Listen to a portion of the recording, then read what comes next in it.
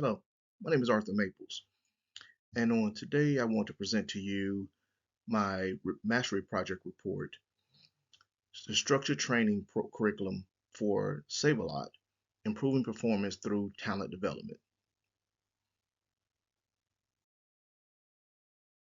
So who are we and why do we do what we do?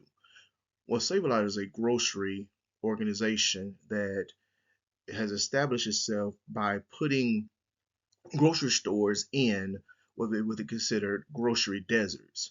And within these grocery deserts, they want to have a low cost structure in order to make sure that people within those communities are able to um, get fresh vegetables and fresh meat at a low cost. However, as an organization itself, um, there's a particular low value culture, um, but there are also a strong sense of performance management, um, and that performance management is driven through sales, driving profitable sales, lowering cost, but driving sales growth and margin. And so those are in leadership positions and in the field are held accountable for the sales and cost of goods. So why does this training program matters? Uh, we are an organization that once we hire someone, once we orientate them, we put them out there on the floor, put them on the register. They may buddy up with someone for a few hours, and then we leave them alone and say, "Well, we'll come back and check on you in a few." Or we'll give them a box cutter, put them on the floor, and say, "Hey, I want you to bust down this pallet. We're gonna put you on this aisle, and everything that's on this pallet is on this aisle." But that's really not giving team members that you bring in proper training. And so we have to develop a structured training curriculum to support employee development. And then we have to make sure that it's employee centered, not someone sitting in an office hashing out what we need, but taking talking to team members and asking them, what do you see, what do you need out of the organization, what training um, will be effective for you, and then building those training curriculums in order to make sure that productivity increases, efficiency increases, and then we reduce the risk and liability for customers and our team members. So why are we here today? The problem is there's no organizational training program. Um, Everything is hands-on, but there is no training program to give people in the organization a method of being able to understand what they have to do daily, or what is their job to when they come into the workplace. They understand these are the core values of things that relates to your job. And what has happened is that because of this, morale has dropped. And another thing that has happened, employee turnover has risen. And so we're losing great employees because of the inefficiencies around training.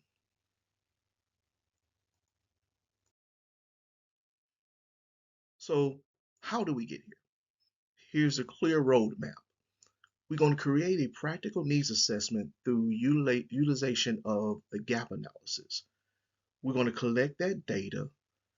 We're going to take the structured training program curriculum and, once approved, disseminate that out in phases throughout the organization.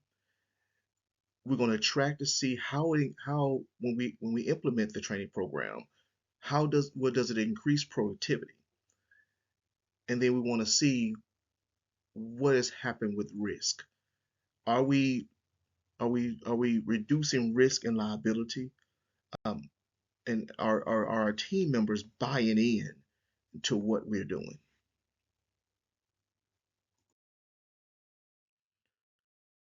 So the project deliverables, we're going to have several deliverables in order to be able to um, give our client what they need, which is save a lot, give our client what they need in order so that team members can understand what we're doing and why we're doing it. So we're going to create handouts.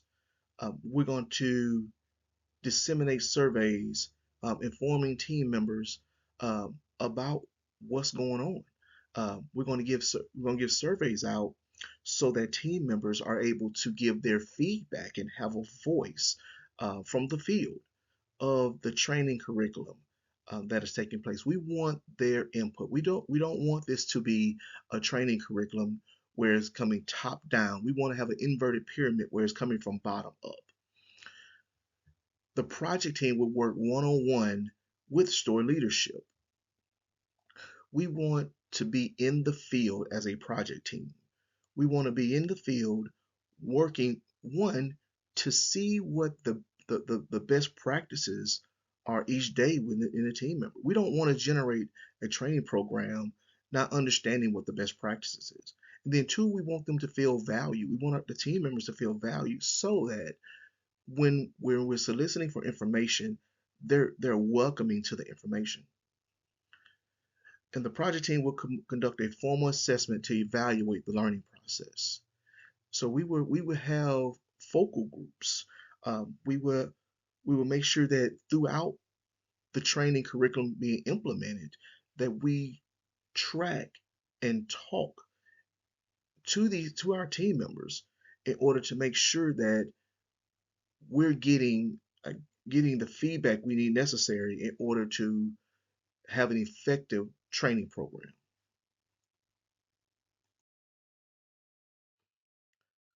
So who is this for? So our client is is Director of Human Resources and the Vice President of Store Operations. Are the subject matter experts who we get our information from, store managers and store supervisors, because they are the ones that have boots on the ground. And who's responsible? Me as the project manager, I'm responsible for the research along with assisting with the needs assessments, the focus groups, and the interviews, along with the Director of Human Resources. Our subject matter experts, once again, are our store managers, our store supervisors, district leaders. The Director of Human Resources, also a, um, a subject matter expert on the phase of what we can do within the company guidelines. And then our hourly team members. We don't want to leave our hourly team members out because they're the ones that have their hands in the work every day. And then upon completion of the training curriculum, we have to get approval, and that approval will come from the project sponsor, who is the Vice President of Store Operations.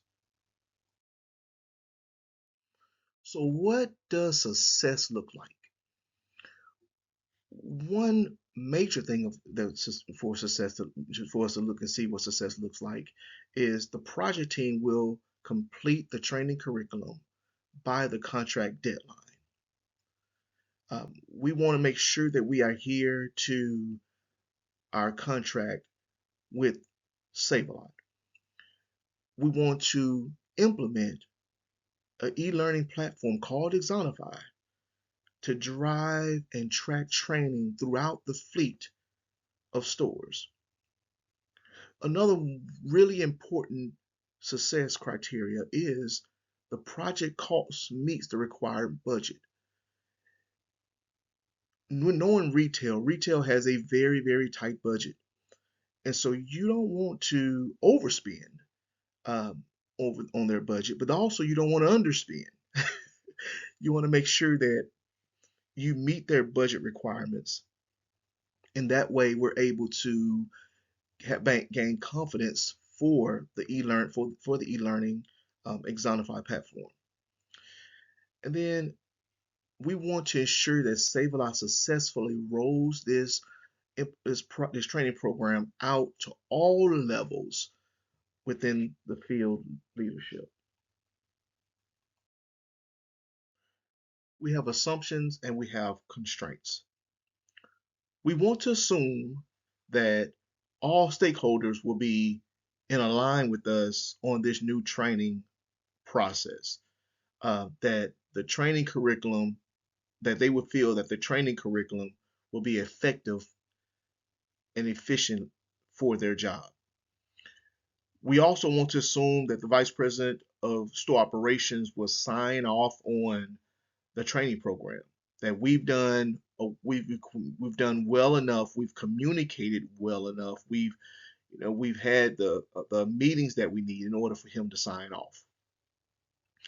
We want to assume that the project will adhere to the contract and the timelines.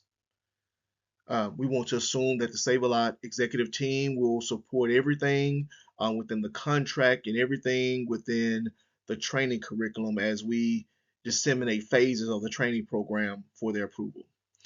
And then we want to assume that the gap analysis will bring meaning to the training curriculum, because if the gap analysis is not effective, then there is almost no need for the training program because we won't have the proper data.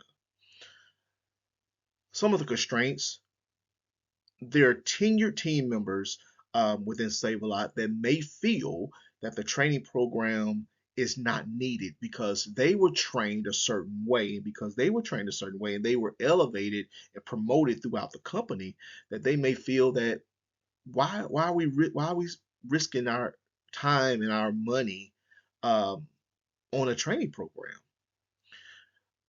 Another constraint is that the project team must have the support of the vice president of store operations.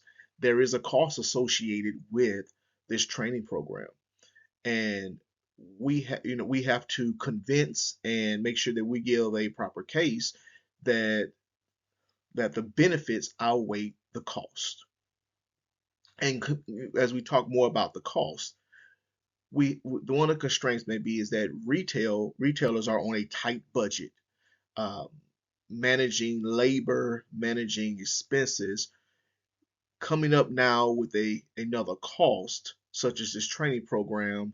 um, we don't have room for error because we'll be on a tight budget and we can't go over that budget. So we have to make sure that everything fits within that budget that we are approved for.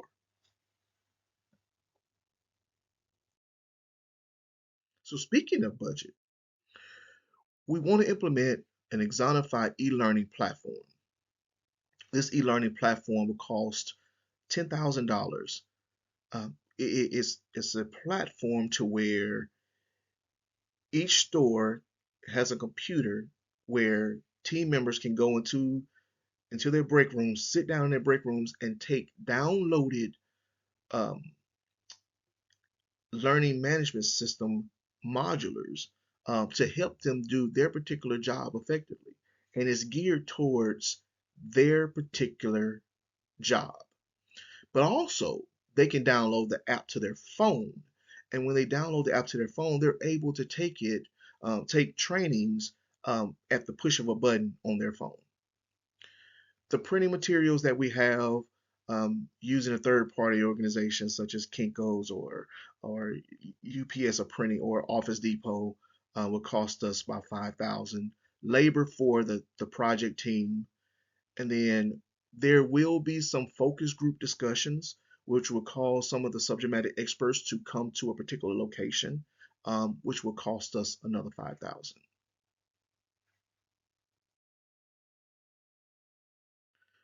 So what is at risk? The training curriculum project may not be meaningful.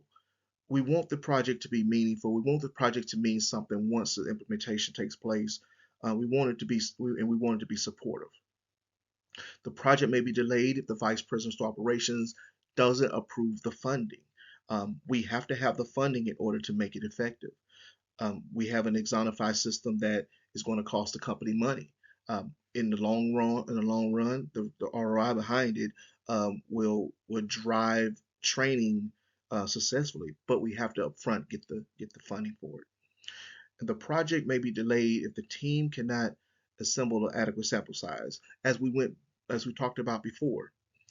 If we have team members that believe that the what they're doing now is effective, then we may not be able to get enough of an adequate sample size from the field leadership to drive the training program or get the data for an effective training program. What did we do? The work completed for the client, the product and service delivered for the client. So the work completed for the client is that we completed a organizational structured training program that will be delivered throughout the organization to help build talent. In the beginning, we did a gap analysis in order to see the gap of the learning process, where they currently are, and where they desire to be.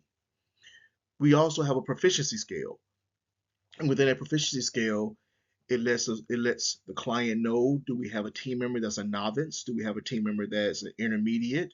Are they advanced, or are they an expert? And where they fall within those guidelines, and gives a description of those guidelines.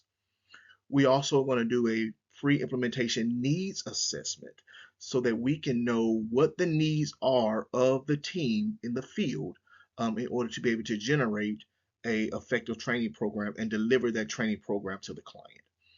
And then we're going to do a post-implementation assessment to give an understanding of, did we do a good job?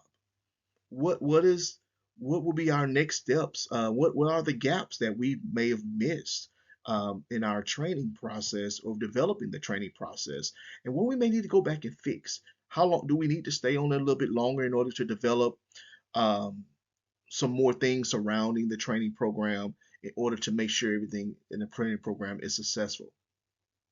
The products and service delivered to the client. We're going to deliver an e-learning platform that is very important to the client.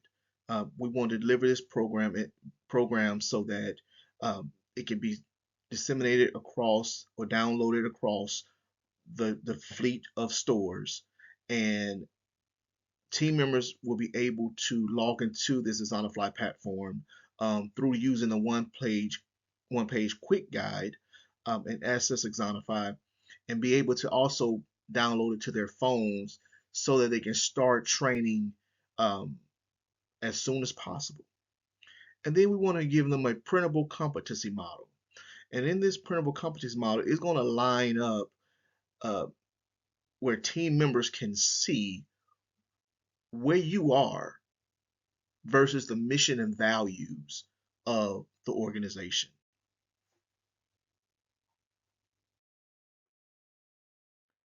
An example of the gap analysis that we will be implementing is here. And like I said, the gap analysis shows the area and the current, the ideal, if there's a learning gap within the training, and how do we close that gap. We want to take it from a current state to the desired state by implementing this gap analysis and action plan.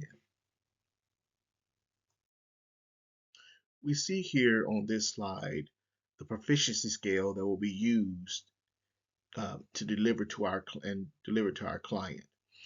In this proficiency scale, it ranks from a score 1 to 4, from a novice to an expert, and gives a description of what a novice is, what an intermediate is, what advanced and expert is. We want to have this scale so that we're able to communicate, and the leaders of the organization are able to see where team members are throughout the training. We can have someone that while we implement the training, they could be an expert, but then once the training is implemented, they can be an intermediate, or it can be or someone that can be a novice and ended up really they're more advanced. So this will give the Save a Lot leadership a visual of where our team members are as they're going through the training program. As we see here, this slide talks about the pre-implementation needs survey. And in this pre-implementation needs survey is designed to gain data from the field leadership in order to determine if the need for a training program is needed. This needs assessment is done in the beginning of the training program and it's disseminated out to the director of human resources, to the vice president of stores, to store managers, to store supervisors, and our field project team will be in stores assisting with this in order to see if there's a need for our training program, because we want to take this data and we want to collaborate with them in order to bring this data back into and to help us begin the process for our training program. We will have a post-implementation survey. In this post-implementation survey will be a Likert scale from 1 to 5, strongly disagree to strongly agree, and it will give an opportunity for feedback on the trainer, feedback on the material, and feedback on how people feel the overall training program went. One of the most important phases of the training program is the e-learning Exonify LMS system.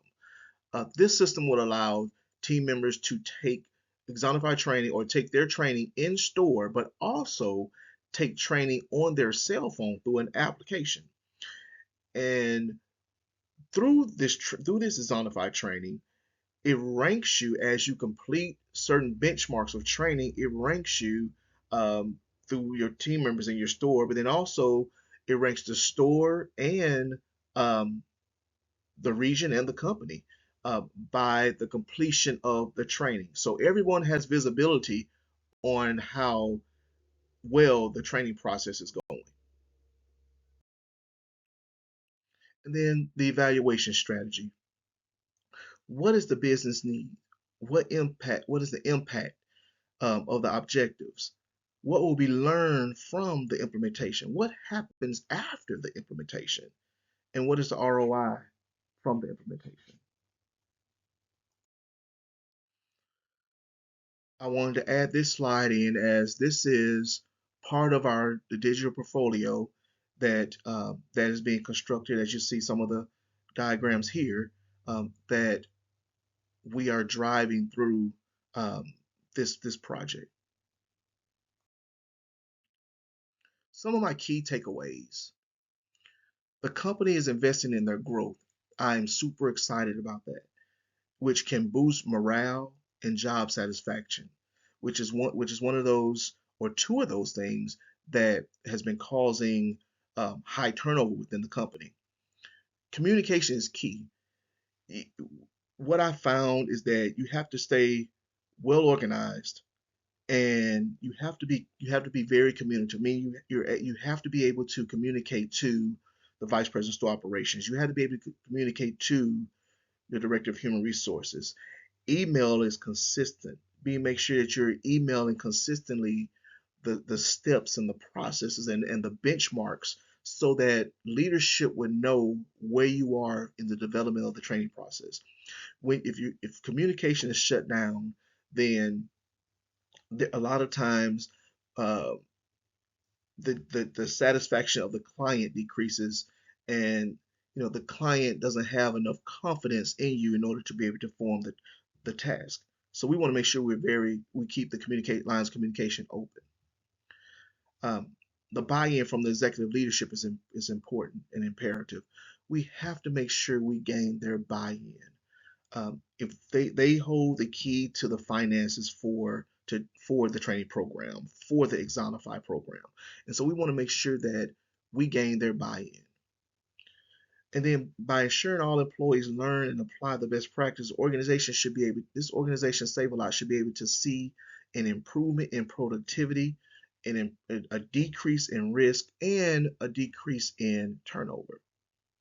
And what I found is developing an effective training process is not easy, because you can't sit behind a desk and develop this training process and training program um, by just looking at their online web page and looking at their values and missions. You have to be out in the field talking to team members, talking to leadership, and seeing what the needs are. and how can you be an impact for the company. This project taught me collaboration is essential. Working with others and collaborating and talking and having focus groups and listening really is really imperative. Don't overthink it. Um, I think there are many times where I just, you know, boom, just didn't couldn't think because I was thinking and overthinking it, and just don't overthink it. Um, Follow the steps, follow the processes, and everything will be fine. Once again, that gain buy-in from leadership at the beginning of the project, not when not when you start building the project, but gain the buy-in at the beginning of the project so that leaders can understand what we're doing and even the cost of what we're doing.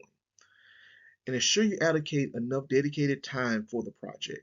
We have to make sure that you don't rush through the project, that you dedicate time for the project, and that get buy-in from the leaders and then incorporate them also into the project. How did I evolve as a human capital leader? I understand that to foster a learning culture, that learning is essential and that learning is continuous. Encourage creativity and innovation. Utilize data and analytics. Really ensure that you're gathering data in order to support what you're trying to do. And then setting a strong example, be a leader of leaders, and setting that example and showing that I understand the steps in order to get us there. And because I understand those steps, um, I'm able to inspire others in order to be better. In conclusion, the problem facing Save-A-Lot in this challenging macro environment involves the hiring market is that the organization has had opportunities in retaining talent. Um, and current leadership did not align with the Save-A-Lot organization daily operations. And this training program should help take care of that.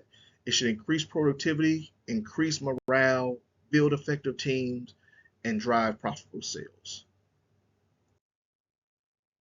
So let's connect. Let's continue this work together. Here's my email address.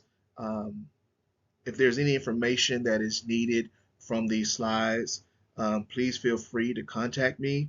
Um, I love this training program and loved how this training program was brought together. And I thank you for your time, and I thank you for allowing me to share my project with you. Um, and I thank you for just the opportunity to be in this program. Thank you and have a fantastic day.